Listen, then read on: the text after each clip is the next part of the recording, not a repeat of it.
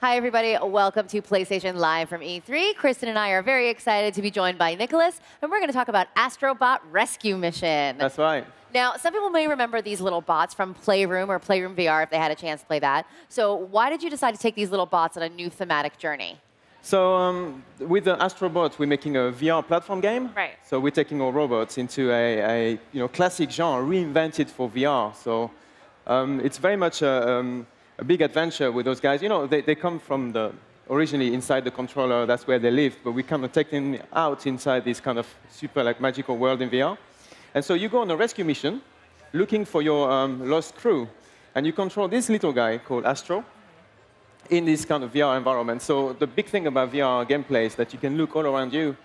So with the classic platformer, you get this kind of all-jumping action, but also you can use your body to kind of look around and have the kind of 360 gameplay. Yeah, and we're seeing a little bit of it That's right here. Yeah. I know, it's very different than your traditional side-scrolling platformer because not only can you look around in all directions, you actually have to sometimes to utilize the environment to your advantage. Yeah, and is this one of the big bosses that we're seeing? So there's also a lot of big bosses. So AstroBot is actually, we did a test in the past when we released the Playroom VR. We had a little game inside the Playroom VR called Robot Rescue. And that was a sample for us. We wanted to try what it was like to have a platform game in VR.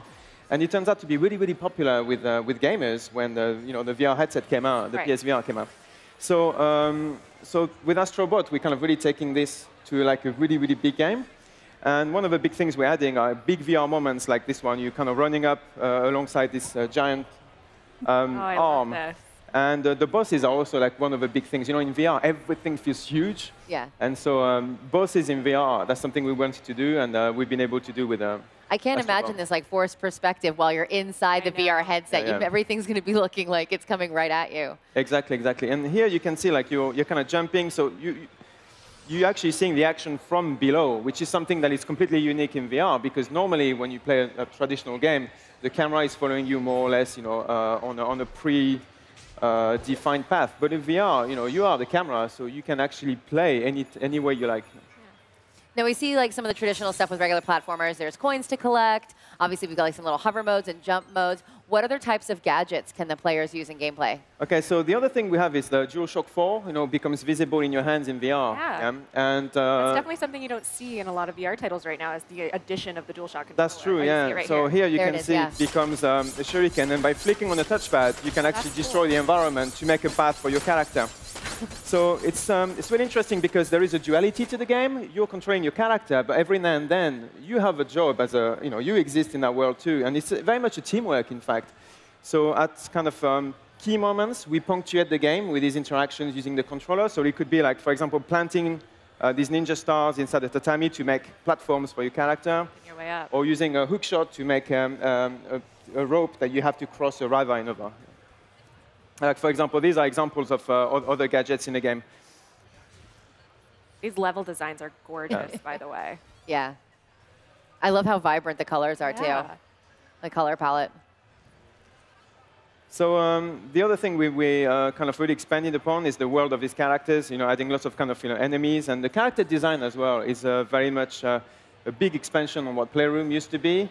So we have a cast of 30 baddies, these 6 kind of huge bosses. How many worlds do you get to play in? So there are 26 levels altogether in 5 worlds, but every level is pretty much unique. So you kind of travel through Firelands and kind of up in the sky, and we're always trying to find worlds that do make sense in VR, so that as an experience, as a human being on these in these worlds also has something kind of magical and have a lot of wow factor to it. And aside, I'm sorry, go ahead. I was going to say, aside to these 26 stages, you can unlock another 26 stages that are kind of more like challenge stages for a little bit more kind of skillful players who want to test their skills. So altogether, there's actually a lot of content, and it's probably around 8 to 10 hours of gameplay. Now, you mentioned the rescue mission being so popular as a little side quest. Will there be also little side quests in these worlds as well? Yes, so you don't have to rescue all the little guys, but in VR, you have this 3D audio, so you can hear where sound is coming from. And you can actually, just by closing your eyes and listening, you can tell if a character calling for help is just down below or kind of far away from you. And that's one of the really, really cool things about VR. And so as you play through the levels, you'll probably go back and try to rescue them all because that's obviously getting your entire crew is the ultimate goal of the game. So there is a main path, but you kind of get to replay the levels over and over again to get all the little guys.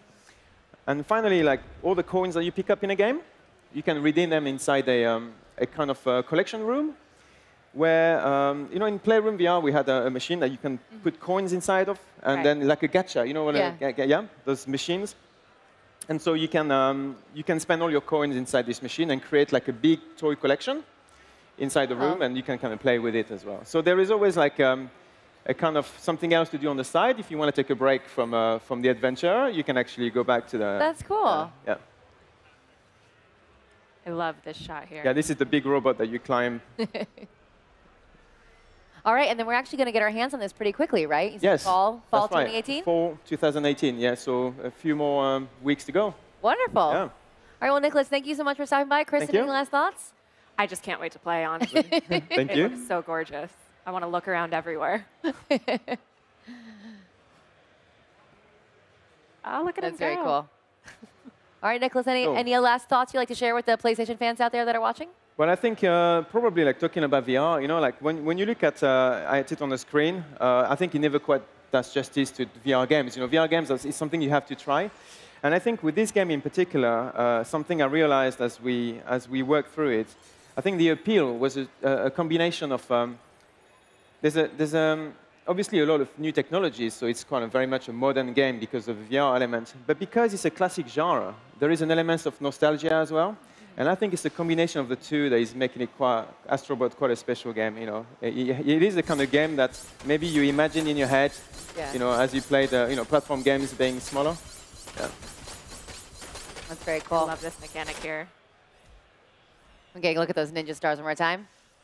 All right, well, Nicholas, thank you so much. Thank you very much. Thank you so much for bringing Astrobots, and it'll be coming fall 2018, so you'll be able to get your hands on Astrobot Rescue Mission real soon. Stick around, we have a lot more coming up on Live from PlayStation at E3.